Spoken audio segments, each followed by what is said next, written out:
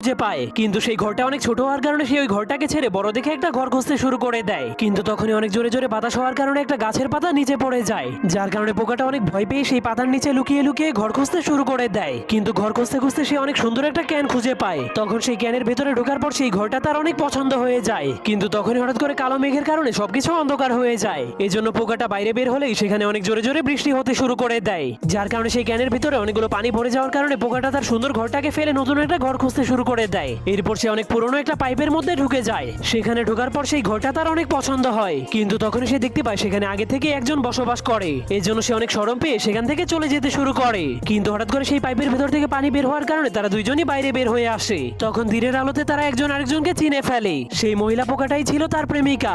এরপর তারা জঙ্গলের ভেতরের একটা অন্ধকার পাইপের মধ্যে ঢুকে যায়। তখন তারা একজন আরেকজনকে দেখতে শুরু করে দেয়। কিন্তু তখন একজন মানুষ এসে সেই পাইপে পানি ছেড়ে দেয়, যার কারণে তাদের ভালোবাসা সেখানেই শেষ হয়ে যায়।